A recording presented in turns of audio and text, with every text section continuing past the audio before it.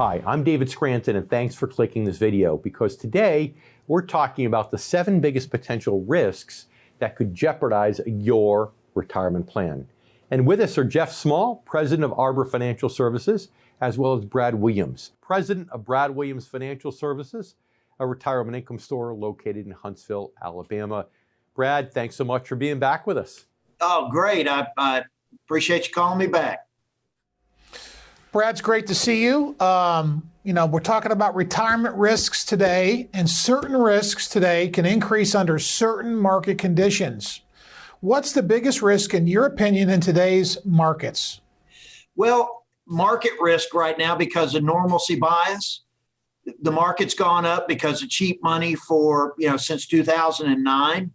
And as we're starting to see hints that that's going to end, that's going to put downward pressure on the market. And this upward rise that people have gotten used to is going to change. And it's like they say, the market's going to rise until it doesn't.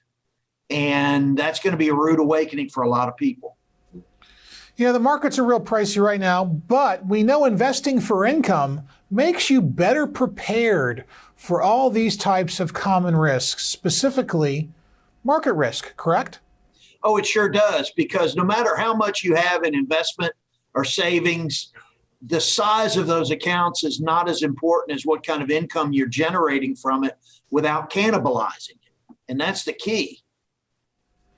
So what's the smartest financial move a newly retired or retired person could make today with their money? What should they do?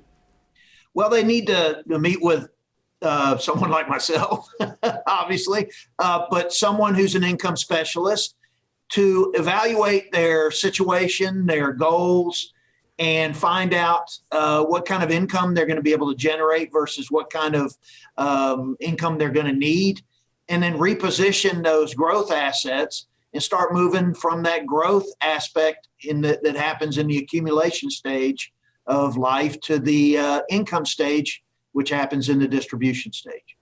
Brad, it's interesting because we always talk about that, investing for income that helps reduce a lot of people's risk of spending on principal, reduces your risk of even having your investments drop in value because income-based investments tend to be more conservative.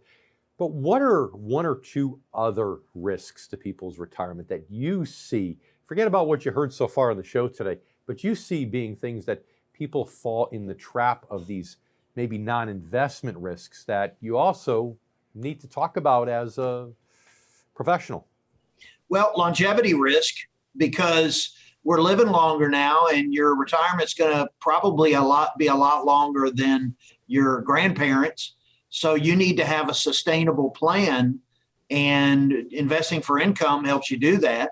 Another thing is healthcare risk, because the things that used to kill us are not killing us now, and they're managing them, but that means we've got more expense and a longer life. Mm. And isn't it funny how those two kind of go hand in hand, but a true income specialist needs to talk about those things, right? Not just the investments. Exactly, because what I always tell my clients, what's important is to have a purpose-based plan and not a performance-based plan. Yep, that's right. You know why you're investing, what your goal is. It's not just to get maximum return on your investments, because you might end up with maximum losses as an alternative. So Brad, thanks again. Great having you back here on the show. Oh, great. Thanks for having me. Talk to you soon. And make sure that you subscribe to our YouTube channel for more interviews with income specialists around the country.